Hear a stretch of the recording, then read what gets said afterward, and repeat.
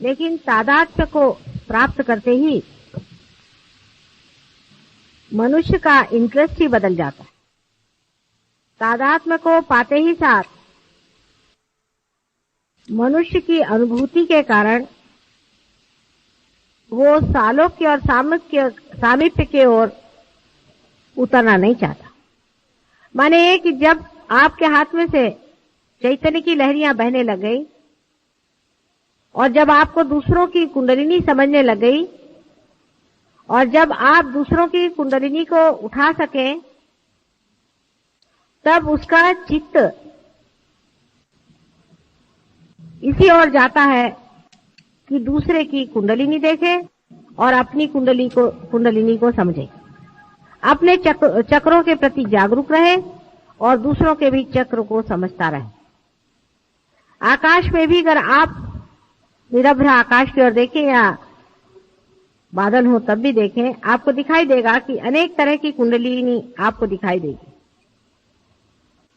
क्योंकि अब आपका चित्त कुंडलिनी पे गया है। आपको कुंडलिनी के बारे में जो कुछ भी जानना है, जो कुछ भी देखना है, जो कुछ भी सामीप्य है, वो जान पड़ेगा। बैठो बैठो बैठो, बीच में आके, देर से आके बीच में नहीं आते। चलो, कुंडलिनी के बारे में इंटरेस्ट जो है वो बढ़ जाता है, बाकी के इंटरेस्ट अपने आप ही लुप्त हो जाते हैं। ऐसा ही समझ लीजिए कि आप जब अपने बचपन को छोड़ करके जवानी में आ जाते हैं तो आपके जवानी के जो इंटरेस्ट हैं, आपकी नौकरी, धंधा, बीवी, बच्चे, उसमें आपके इंटरेस्ट आ जाते हैं। उसके बाद जब आप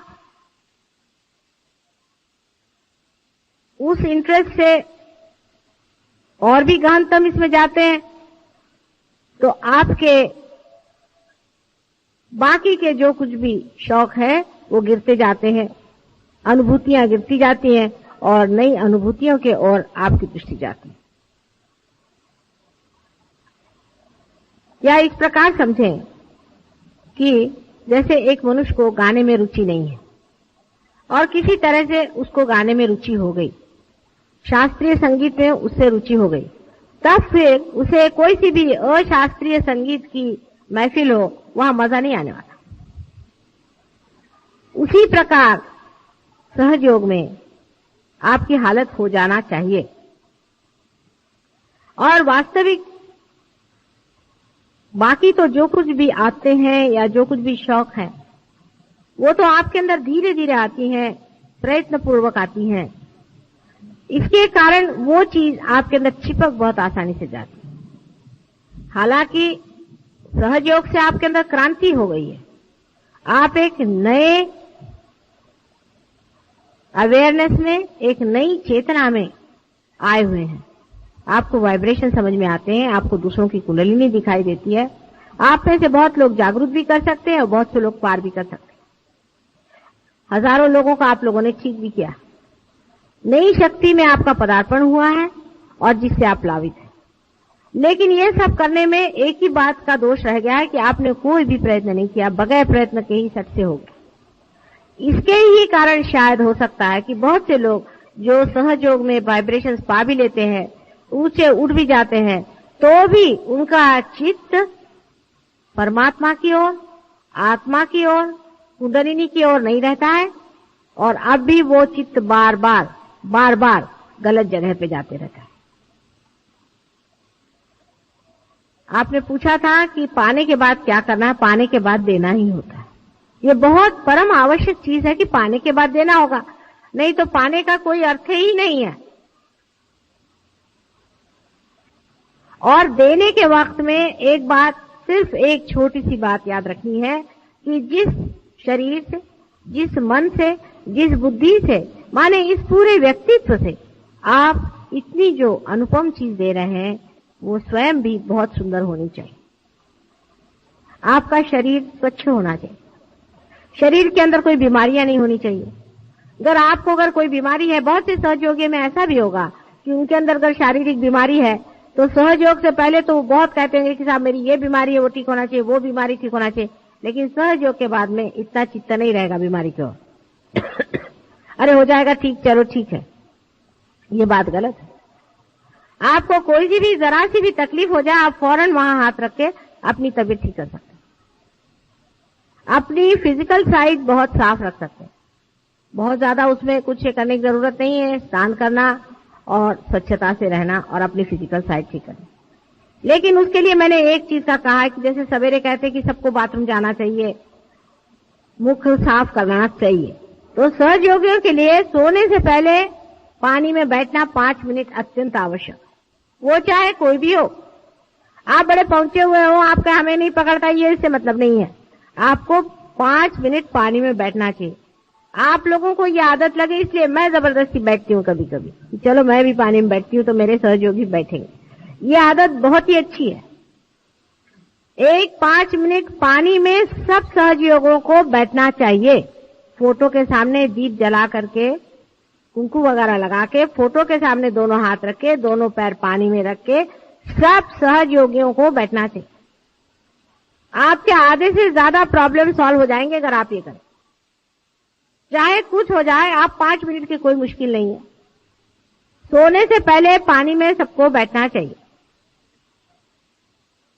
इससे आपका जो है आधे से ज्यादा पकड़ना खत्म हो जाएगा। सवेरे के टाइम में जल्दी उठना चाहिए। हम लोगों का सहयोग दिन का काम है, रात का नहीं, इसलिए रात को जल्दी सोना चाहिए। माने 6 बजे सोने की बात नहीं करे मैं, लेकिन करीबन 10 बजे तक सबको सो जाना चाहिए। 10 बजे के बाद सोने की कोई बात नहीं, सवेरे जल्दी उठना चाहिए। सवेरे के टाइम में जल्दी उठ करके नहा धो करके ध्यान करना चाहिए। सवेरे ध्यान में बैठना चाहिए। जैसे कि हमारे यहाँ हम लोग सवेरे उठ करके अपना मुंह धोते हैं और सालों से धोते आ रहे हैं, हर साल धोते हैं और जिंदगी भर धोते रहे, उसी प्रकार हर मनुष्य को सवेरे उठ करके सहयोगी को चाहिए कि वो ध्यान करे। ये आदत लगाने की बात है। लेकिन मैंने देखा है कि बहुत से लोग 4 बजे या 5 बजे उठना बहुत उनको मुश्किल होता है। उसके कारण एक है, मनुष्य को बहुत मैंने स्टडी किया, उसकी बारीक चीजें बहुत समझी और बड़ा मजा आता है उसको स्टडी करने में। वो किस तरह से अपने साथ भागता है और वो अपने साथ ही किस तरह से आर्ग्यूमेंट्स देता है, वो देखने लायक चीज है मनुष्य की। बड़ा खुद ही को वो खुद ही की नाक कटाने के लिए किस तरह से अपने ही का एक्सप्लेनेशन खुद ही देते रहता है। वो इस प्रकार कभी कभी होता है कि जैसे हम तो सवेरे उठ ही नहीं सकते, माँ भाई कितने बजे सोते, कल रात को 12 बजे, पर मैंने तय किया था कि मैं 4 बजे उठूंगा, हो ही नहीं सकता। लेकिन आप एक दिन जल्दी सोएं और एक दिन आप उठे हर हालत, तो आप जल्दी सो ही जाए, आप जग नहीं सकते। 2-3 दिन आप कर लीजिए, शरीर ऐसा इसको आदत लग जाएगी। सवेरे जल्दी उठने से सवेरे के टाइम में एक तरह की रिसेप्टिविटी ज्यादा होती मनुष्य की। और इतना ही नहीं, उस वक्त में संसार में भी बहुत अत्यंत सुंदर प्रकार से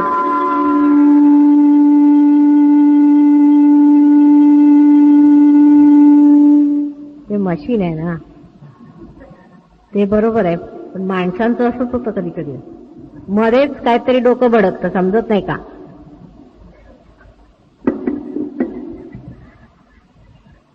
तो शरीर की दृष्टि से मैंने आपसे बताया, और दूसरा ये कि सवेरे उठ के ध्यान करना। अब ध्यान कैसे करना, सोचे ध्यान कैसे करना। सवेरे उठ पहले नतमस्तक होके अपने को अपने हृदय में नत कर, पहली चीज है नत करना है। Humble down yourself. किसी ने ये सोच लिया कि मैंने बहुत पा लिया या मैं बहुत कुछ बड़ा भारी संत साधु महात्मा हूं, तो समझ लीजिए वो गया, सहयोग से गया। अत्यंत नम्रता पूर्वक अपने हृदय की ओर ध्यान करके नतमस्तक होके फोटो के सामने दोनों हाथ करके शांति पूर्वक परमिशन ले करके बैठे। बात बात में क्षमा मांगनी पड़ती है, तो उस वक्त भी क्षमा मांग के कि हमसे अगर कोई गलती हो उसे माफी करके ध्यान में आज हमें उतारिए। इस तरह की प्रार्थना करके जिन्हों से हमने वैर किया है सबको माफ कर देते हैं, और हमने अगर किसी से वैर किया उसके लिए तुम हमें माफ कर दो। अत्यंत पवित्र भावना मन में ला करके और आप ध्यान में जाए। आंख बंद करके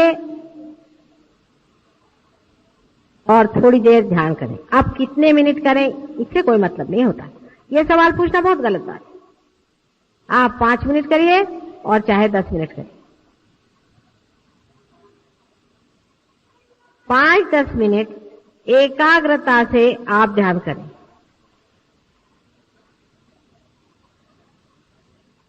नतमस्तक होकर के आप ध्यान करें। पर ध्यान करने से पहले,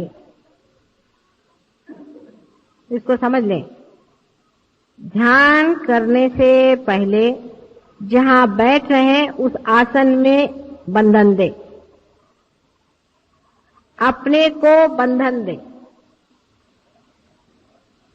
अपने शरीर को बंधन दें। 7 मर्तबा अपने शरीर को बंधन दें, स्थान को बंधन दें, फोटो को बंधन दें। ये तो हो गया मैकेनिकल बाहर करने का, क्योंकि कुछ लोग तो यूं कर लेते, हो गया काम खत्म। ऐसी बात नहीं। विचार पूर्वक अत्यंत श्रद्धा से, जिस तरह से पूजा में बैठे हैं, अत्यंत श्रद्धा से मौन रख के और बंधन दें। उस वक्त में ये नहीं कि जैसे पूजा में लोग कहते हैं भाई वो ले आओ, ये ले आओ, इस तरह से। और उसके बाद अपने मन को बंधन दें। अब मन कहाँ होता है? आपने आज तक मुझसे नहीं पूछा कि मां मन कहाँ होता है। मन यहां होता है, यहां उसकी शुरुआत है। माने विशुद्धि चक्र और आज्ञा चक्र को बहुत जबरदस्त बंधन दे, मन को बंधन देना है। और ये विचार करें कि हम प्रभु तेरे ही बंधन में रहे, हमारे ऊपर कोई बुरा असर ना आए, अत्यंत नतमस्तक होकर के। और उस वक्त में ये सोच के कि हम साक्षी हैं और सब चीज से हम अलग हट करके हम निर्मल हैं, उस चीज से हम उससे अछूते हैं। सब चीज से अपने को हटा करके और अब आप बैठ रहे हैं। आप ऐसा प्रयत्न रोज करें, आपको इसी की एक प्रकार से आदत लग जाएगी। अत्यंत श्रद्धा पूर्वक ध्यान करें सवेरे का समय, चाहे 10 मिनट और चाहे आधे घंटे, उसका कुछ फर्क नहीं पड़ता। ध्यान करते वक्त में कुछ हाथ ऊपर नीचे मत करिए। ध्यान करते वक्त में सिर्फ फोटो की ओर दृष्टि रखते रखते आंख को बंद कर लें और कोई हाथ पैर घुमाने की जरूरत नहीं।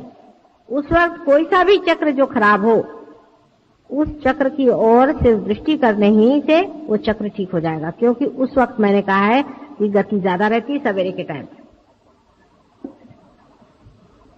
अब पहले तो अपने चक्र वगैरह शुद्ध हो गए, उसके बाद अपने आत्म तत्व पर विचार करें या अपने आत्म तत्व, आत्मा की ओर चित्त ले जाए। आत्मा कहाँ होता है? किसी ने मुझसे ये भी नहीं पूछा आज तक कि मां आत्मा कहाँ होता है। आत्मा हमारे हृदय में होता है, लेकिन उसकी सीट जो है यहाँ सहस्त्रार के ऊपर में होती है। तो इसलिए मैंने कहा था कि हृदय में नतमस्तक हो और चित्त जो है सहस्त्रार की ओर ले जाके आत्मा के ओर समर्पित हो। विचार से ही आत्मा की ओर समर्पित हो। आत्म तत्व का इसेंस क्या है? आत्म तत्व जो है वो पवित्रता है। पूरी निर्मल पवित्रता कहिए, उसके ओर नजर करें। वो पूर्णतया अलिप्त है, किसी चीज में लिप्त नहीं। जो भी चीज आपसे लिपटी हुई है उसी के कारण आप आत्मा से दूर हैं। आत्म तत्व का विचार करें। और ये आत्म तत्व प्रेम है। अनेक बार इसका विचार करें, बहुत बड़ा विचार है। आत्म तत्व प्रेम है। बहुत अनेक धर्म संसार में संस्थापित हुए, लेकिन उसमें प्रेम की व्याख्या कोई कर नहीं पाया। इसके कारण उसके अनेक प्रयास हो गए। प्रेम की व्याख्या नहीं हो पाती,